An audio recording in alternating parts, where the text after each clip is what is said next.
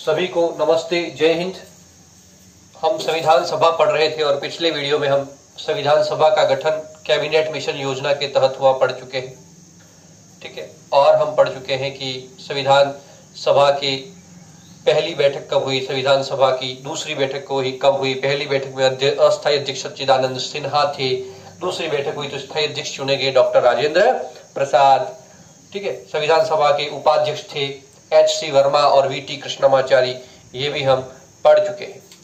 अब हम आगे देखते हैं संविधान सभा का पार्ट 2, और उसमें मुख्य तौर पर जो अक्सर प्रश्न पूछा जाता है संविधान सभा की मुख्य समितियां। तो पहली समिति जो बहुत महत्वपूर्ण है, प्रारूप समिति। ठीक है, प्रारूप समिति जो है उसमें कुल सदस्य कितने थे? प्रारूप समिति में कुल सदस्य कितने थे? 7। एक अध्यक्ष प्लस 6 यूं करके 7 सदस्य थे। सदस्य 7। अध्यक्ष कौन थे इसके? तो प्रारूप समिति के अध्यक्ष कई बार परीक्षा में पूछा हुआ प्रश्न है, मैंने डबल टिक कर रखा है, याद अच्छे से कर लेना है। अध्यक्ष थे doctor Bhimrao Ambedkar. Doctor Bhimrao Ambedkar. Doctor Bhimrao Ambedkar का पूरा नाम था डॉक्टर भीमराव रामजी अंबेडकर। ठीक है, डॉक्टर भीमराव अंबेडकर संविधान सभा की प्रारूप समिति के अध्यक्ष थे। संविधान के निर्माण में सबसे महत्वपूर्ण भूमिका डॉक्टर भीमराव अंबेडकर की रही, इसलिए डॉक्टर भीमराव अंबेडकर को भारतीय संविधान का जनक कहा जाता है। भारतीय संविधान का जनक कहा जाता है। क्या कहा जाता है? जनक कहा जाता है। ठीक है, भारतीय संविधान का जनक कहा जाता है। किसको? डॉक्टर भीमराव अंबेडकर को।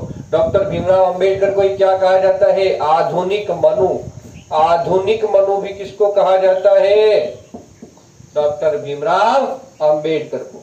प्राचीन काल में भारतीय सामाजिक व्यवस्था का आधार, हिंदू जो धर्म था उसकी सामाजिक व्यवस्था का आधार मनुस्मृति को माना जाता था। वैसे के वैसे आधुनिक भारत में हमारे शासन संचालन का जो आधार है वो भारतीय संविधान है, और उस भारतीय संविधान के निर्माण में सबसे महत्वपूर्ण भूमिका डॉक्टर भीमराव अंबेडकर ने निभाई। जिस तरह मनुस्मृति की रचना मनु ने की थी, वैसे संविधान की रचना में महत्वपूर्ण भूमिका अंबेडकर की रही, इसलिए इनको क्या कहा जाता है? आधुनिक मनु। किसको? डॉक्टर भीमराव अंबेडकर को। ठीक है, प्रारूप समिति बहुत महत्वपूर्ण है। सदस्य 7 थे, अध्यक्ष डॉक्टर भीमराव अंबेडकर। प्रारूप समिति के अध्यक्ष पूछा जाए भीमराव अंबेडकर। संविधान सभा के अध्यक्ष राजेंद्र प्रसाद। अस्थायी अध्यक्ष पूछा जाए, प्रश्न की प्रकृति पर डिपेंड करेगा, तो सच्चिदानंद सिन्हा। प्रथम अध्यक्ष पूछा जाए और ऑप्शन में सच्चिदानंद सिन्हा हो तो उत्तर क्या होगा? सच्चिदानंद सिन्हा। प्रश्न की प्रकृति पर डिपेंड करेगा, ऑप्शन पर डिपेंड करेगा। नेक्स्ट, अगली समिति संघ शक्ति समिति। अगली समिति संघीय संविधान समिति। संघीय संविधान समिति। इन दोनों ही समिति के अध्यक्ष थे भारत के प्रथम प्रधानमंत्री जवाहरलाल नेहरू। अध्यक्ष कौन थे इन दोनों ही समितियों के? जवाहरलाल नेहरू। कौन थे? जवाहरलाल नेहरू। कौन थे अध्यक्ष इसके? जवाहरलाल नेहरू इसके अध्यक्ष थे। कौन अध्यक्ष थे? जवाहरलाल नेहरू। याद रखना है, जवाहरलाल नेहरू अध्यक्ष थे। संघ शक्ति समिति और संघीय संविधान समिति के अध्यक्ष पंडित जवाहरलाल नेहरू थे। यही क्या थे? भारत के प्रथम प्रधानमंत्री। पीटीईटी के लेवल को ध्यान कर रखकर बनाया जा रहा है, बहुत ज्यादा डीप में नहीं जा रहे हैं। भारत के प्रथम प्रधानमंत्री भी कौन थे? भारत के प्रथम प्रधानमंत्री कौन थे? पंडित जवाहरलाल नेहरू। ठीक है, ठीक है। नेक्स्ट समिति मूल अधिकार व अल्पसंख्यकों से संबंधित परामर्श समिति, और इसके अध्यक्ष थे मूल अधिकार व अल्पसंख्यकों से संबंधित परामर्श समिति। अगली समिति है प्रांतीय संविधान समिति। इन दोनों ही समितियों, मूल अधिकारों व अल्पसंख्यकों से संबंधित परामर्श समिति और प्रांतीय संविधान समिति, इन दोनों ही के अध्यक्ष थे सरदार वल्लभ भाई पटेल। सरदार वल्लभ भाई पटेल। और इनको क्या कहा जाता है? इनको कहा जाता है लौह पुरुष। क्या कहा जाता है? लौह पुरुष। किसको कहा जाता है? सरदार वल्लभ भाई पटेल। इनकी सबसे ऊंची प्रतिमा, विश्व में सबसे ऊंची प्रतिमा किसकी है? तो सरदार वल्लभ भाई पटेल की। कहाँ है? गुजरात में। कहां पर है? गुजरात में। ठीक है। नेक्स्ट, संविधान सभा में संविधान के कुल कितने वाचन हुए पूछा जाए तो उत्तर होगा 3 वाचन हुए। संविधान सभा में संविधान के कुल कितने वाचन हुए? 3 वाचन हुए। नेक्स्ट, संविधान निर्माण में कुल कितना समय लगा? कई बार पूछा हुआ प्रश्न है, समय लगा। संविधान निर्माण में आप सभी ने कई बार पढ़ रखा है, 2 वर्ष 11 माह। कितना समय लगा? 2 वर्ष 11 माह और 18 दिन।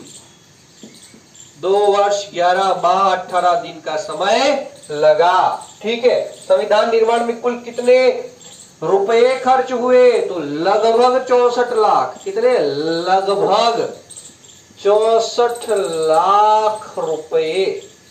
64 लाख रुपए खर्च हुए संविधान निर्माण में। कितना पैसे खर्च हुए? रुपए 64 लाख रुपए खर्च हुए। भारत की जो संविधान सभा थी उसके संवैधानिक सलाहकार कौन थे? संवैधानिक सलाहकार थे BN राव। ये भी कई बार पूछा हुआ प्रश्न है, अच्छे से याद रखना है। संविधान सभा में मुस्लिम महिलाओं का प्रतिनिधित्व किसने किया? मुस्लिम महिला कौन सी थी एकमात्र संविधान सभा में? बेगम एजाज रसूल। संविधान सभा में कुल महिलाएं कितनी थी? 15। संविधान सभा में एक मात्र महिला जो देशी रियासतों की ओर से मनोनीत हुई थी वो कौन थी? एनी मस्किरीनी। कौन थी? एनी मस्किरीनी। एंग्लो इंडियन समुदाय का प्रतिनिधित्व किसने किया था? तो वो किया था फ्रैंक एंथनी ने। किसने किया था? फ्रैंक एंथनी ने। फ्रैंक एंथनी ने एंग्लो इंडियन समुदाय का प्रतिनिधित्व किया था। ठीक है। संविधान के वाचन हो गए हैं, स्क्रीनशॉट ले लीजिए, फिर आगे चलते हैं हम।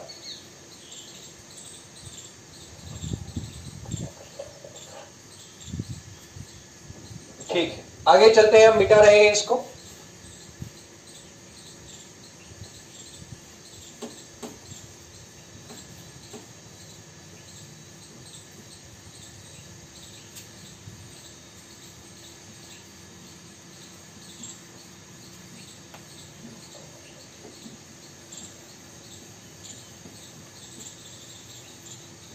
बहुत अच्छे से पढ़ लेना है इन चीजों को।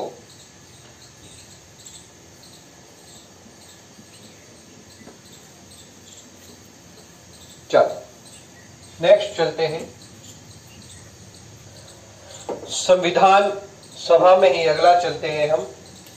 भारतीय संविधान को बहुत ही महत्वपूर्ण है। भारतीय संविधान को अधिनियमित, अंगीकृत और आत्मार्पित कब किया गया? संविधान को, हमारा जो भारत का संविधान है, संविधान को अधिनियमित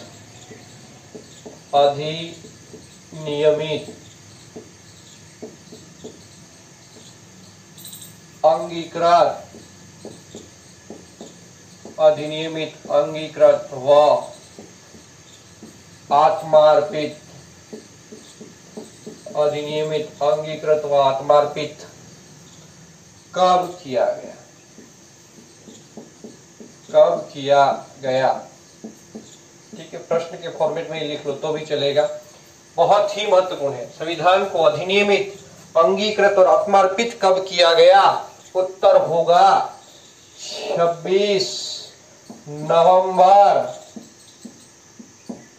और 1949। बहुत महत्वपूर्ण तिथि है।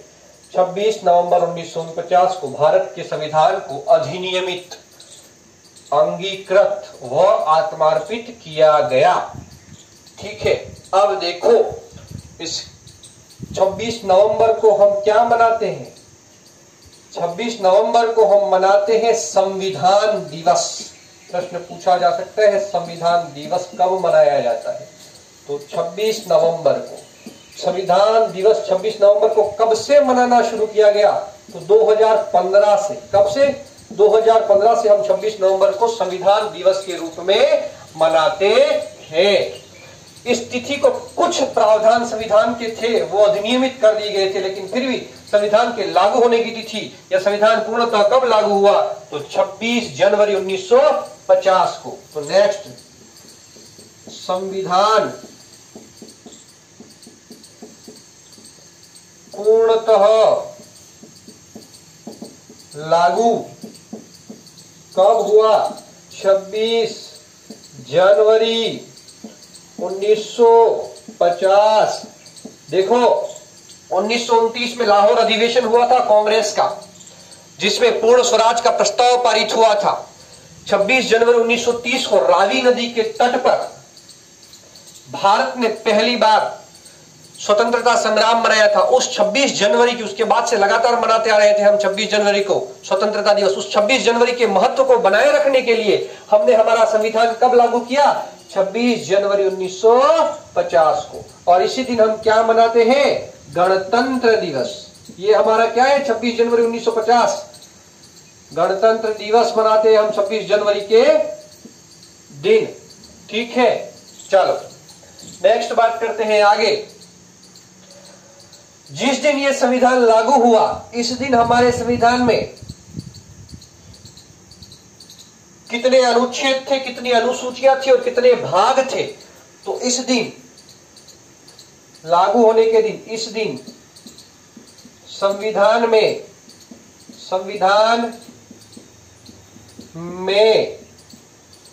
कितने अनुच्छेद थे, 395 अनुच्छेद। कितने अनुच्छेद, 395 अनुच्छेद। ठीक है, और 22 भाग। कितने भाग, 22 भाग थे और 8 अनुसूचियां थी। कितनी अनुसूचियां थी, 8 अनुसूचियां थी, 8 अनुसूचियां थी। ठीक है, चलो नेक्स्ट देखते हैं। इसी में वर्तमान में कितने हैं,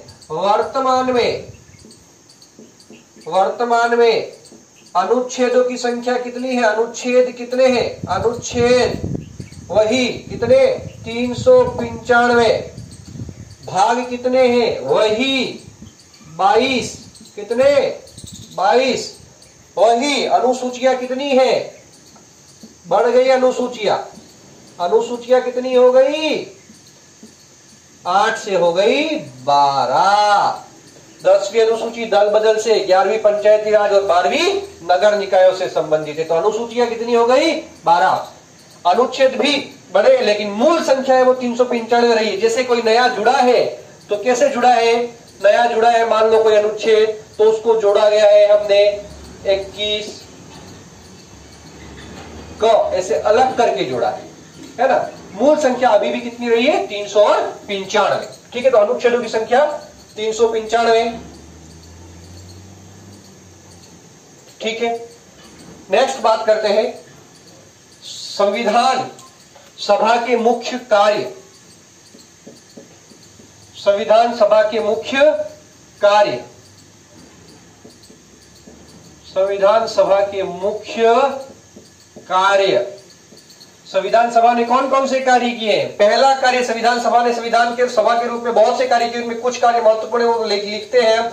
तो पहला है 22 जुलाई, कब, 22 जुलाई 1947 को राष्ट्र ध्वज जो हमारा वर्तमान में है उसको अपनाया। राष्ट्र ध्वज को अपनाने का कार्य किसने किया, यही हमारा राष्ट्र ध्वज होगा। ये निर्णय किसने लिया, संविधान सभा ने। किसने लिया, संविधान सभा ने। ये तिथियां पूछी जाती है। 22 जुलाई 1947 को राष्ट्र ध्वज को अपनाया गया। ठीक है, नेक्स्ट 16 मई 1949 को राष्ट्रमंडल में भारत की सदस्यता का सत्यापन भी किसने किया है, संविधान सभा ने। कब, 16 मई। ठीक है, 16 मई 1949 को। कब, 1949 को राष्ट्रमंडल में भारत की सदस्यता का सत्यापन किया। भारत की सदस्यता का सत्यापन किया। किसने किया ये सत्यापन? संविधान सभा ने। नेक्स्ट, बहुत ही महत्वपूर्ण अगली चीज, 24 जनवरी 1950 को संविधान सभा ने कई सारे कार्य किए। कब? 24 जनवरी। आपको पता हो तो ये संविधान सभा की अंतिम बैठक की तिथि भी है, 24 जनवरी 1950।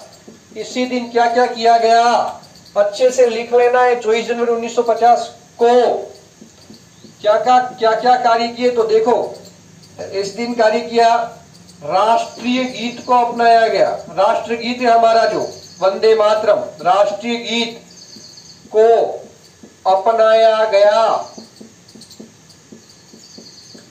इसी दिन राष्ट्रगान जनगण मन जो है, राष्ट्रगान को अपनाया गया।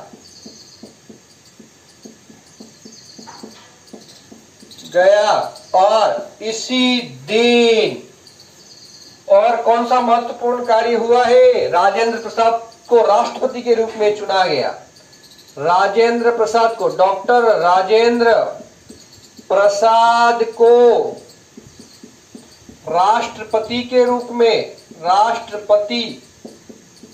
रूप में चुना। ये भी किसने चुना? संविधान सभा ने राष्ट्रपति के रूप में चुना। ये तीन महत्वपूर्ण कार्य कब हुए? 24 जनवरी 1950 को पहला राष्ट्रगीत को अपनाया।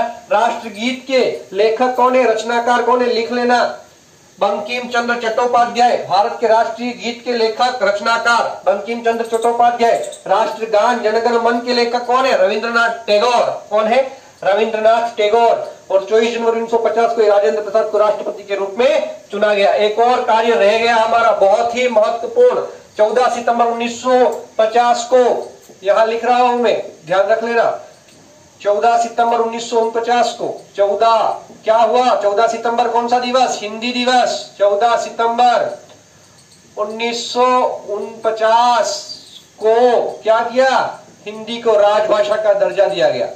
हिंदी को राजभाषा, राष्ट्रभाषा नहीं है ये, ध्यान रखना, राजभाषा